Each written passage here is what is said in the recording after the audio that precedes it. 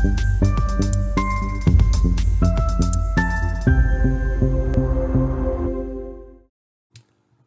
there, it's William Bird here, and this is Chat with the GP. And for the next 10 minutes, we're going to go and revisit that subject called NEAT. Now, it's not the neat and tidy, it's NEAT as in non-exercise thermogenesis. In other words, that's all the movement that you do between exercise and between resting that we kind of discount, but actually it's an amazing way of burning out calories without having to do much effort. You've just got to do a lot of it. You've got to be on the move. You've got to fidget around. You've got to be going out, going for those walks, getting up to turn the kettle on and going back down again. Do small actions all the time, and we'll see how that burns off the calories that we need to burn off. So let's just start and understand then what NEAT is and how we can measure it. Well, it's, as I said, non-exercise activity thermogenesis. It's walking around the office, going to the photocopier, walking up and down stairs, standing desk. It's all of those things that you kind of do which you don't really think about. And it's things also that have happened over the last kind of 50 years that have disappeared. The things that we used to do like washing and cleaning, all have been done by machines now. And what's happened is a lot of calories being burnt off has been taken away. So should we be using calories at all? Because it's a dirty word in nutrition from academics. And they say that because input of calories is actually not a very good way of measuring what we should be eating and what we shouldn't be eating. So something that's got high calories but actually very nutritious will make us feel full for a long period of time, and then that's not a bad thing. It means we don't eat anything for a long period of time, and therefore we don't get hungry, which means the calories will stay and we won't actually eat many more calories. But if you have a high calorie but it's ultra processed food, then you actually then feel hungry very quickly afterwards, and you eat it again and you eat it again and you keep on eating it. Likewise, food that's got low calories, like the aspartame sugar replacements in drinks, what happens then is your body's tricked and thinking actually it's just had the sugar thing, but it can't find it because it's not there. So it goes searching for more, and that means you start to get very hungry. So people who take a lot of sort of aspartame sugar replacements, low calorie things, don't tend to lose weight because their body is constantly searching for that nutrition. It kind of feels it's been a little bit kind of hoodwinked out of it. So the idea that calories is a good way of measuring what we should be eating is a bit of a guide, but it certainly shouldn't be the mainstay. However, calories going out is a useful indicator. Again, not ideal, but this is what we're going to be studying of the ins and the outs. So let's have a reminder then about the total energy expenditure that we tend to have. If you remember, there is made up of many parts. The biggest part is the BMR, which is the basal metabolic rate, which uses up 60% of our calories, and we can just be lying flat doing nothing at all.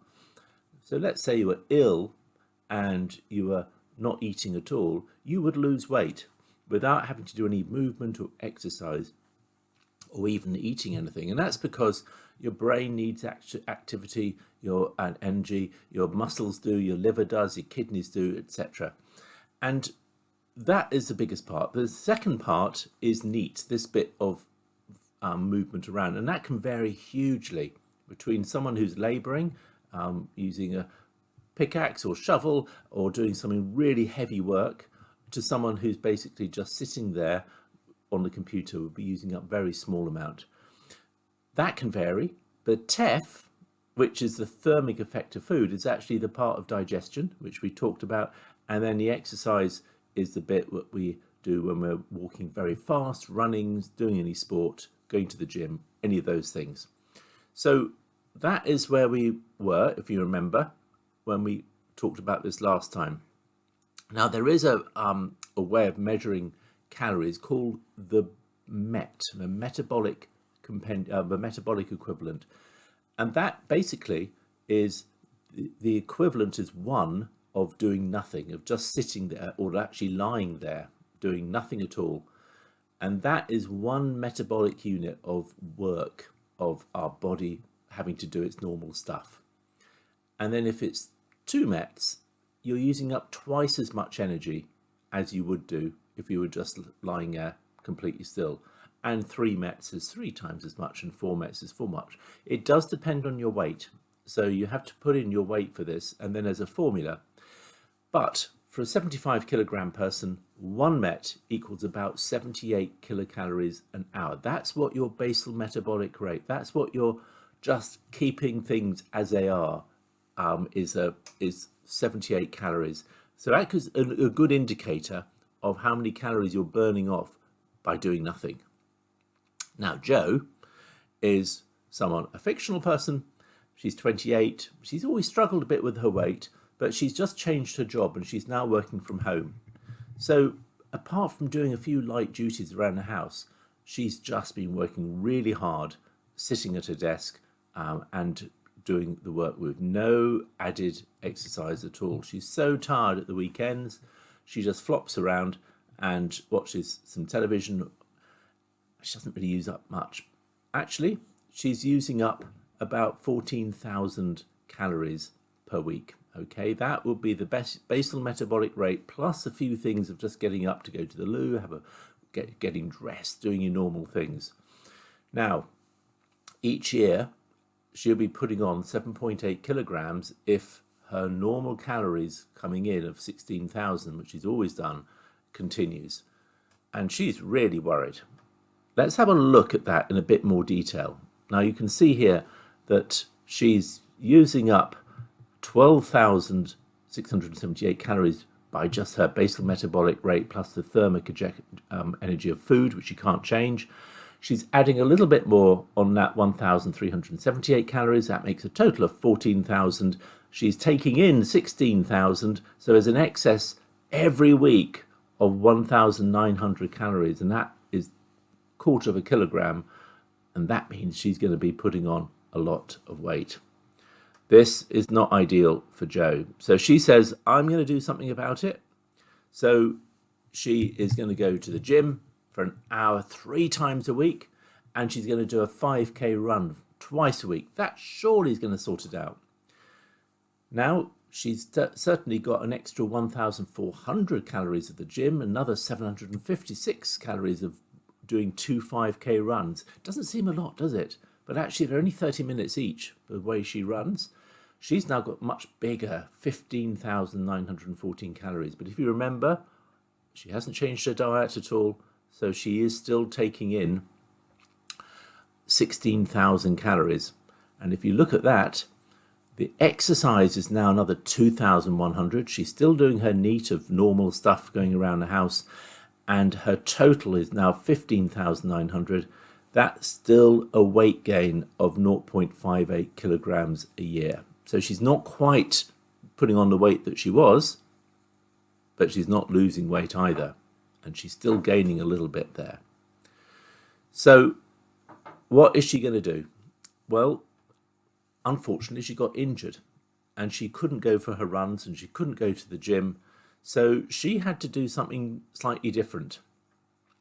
And what she's done is that she, instead of doing all the exercise, she started to think, well, I need to decorate the house. I'm going to start cooking my own meals and I'm going to clean the house. You know, did have someone to help. That's all going to go. She buys a dog and she goes for 30 minutes. So these are all the NEAT exercises of just a bit of walking here, a bit of painting and decorating there, etc.